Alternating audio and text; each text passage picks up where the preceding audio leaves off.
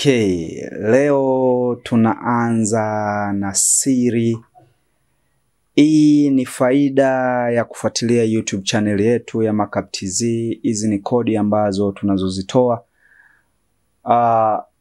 Ikija kutokea umeyafanya haya katika maisha yako ya mahusiano, haijalishi ni mahusiano ya kimapenzi ama mahusiano ya ndani ya ndoa.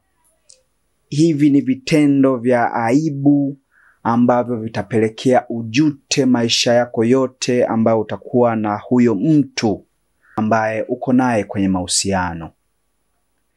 Ikija katika mazungumzo yako ya kijiweni, umetoa siri za mwenzi wako. Haijalishi hiyo siri ni ya aibu ama hiyo siri ni ya kumpa sifa mwenzi wako. Kwa mfano, upo kijiweni na wanao, washikaji zako, jamaa zako.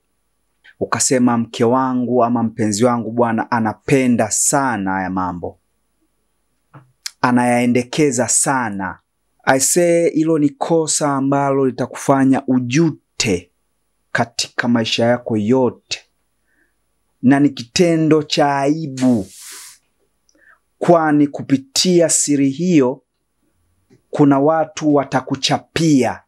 Alafu na pale utakapokuja kugundua siri yako ndiyo imekufanya wewe upate aibu, utajuta katika maisha yako ya mahusiano. Hebu tuzungumze. Kwa mfano, umetoa siri ya kumsifia mwenzi wako kwa jamaa zako. Unatarajia hiyo ni siri na wao wataichukulia kama siri?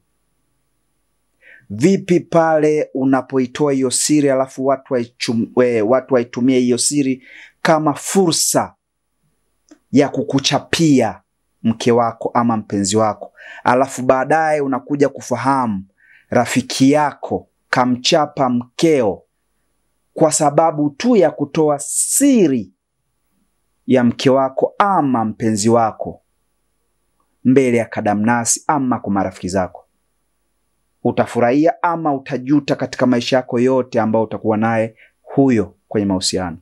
Ikija ikitokea kwamba ni mke wako, alafu huna uwezo mzuri, mwamba anakuridhishia mke wako, maana yake wewe hiyo aibu itakuwa inakutafuna kwa sababu ulishindwa kuitunza siri ama aibu yako. Ni yangu tu ya kipuzi mimi mpita njia. Chunga mdomo wako, kwani adui yako mkubwa ni wewe mwenyewe. Usisahau kusubscribe YouTube channel yetu ya Makap TZ. Hadi wakati mwingine tena.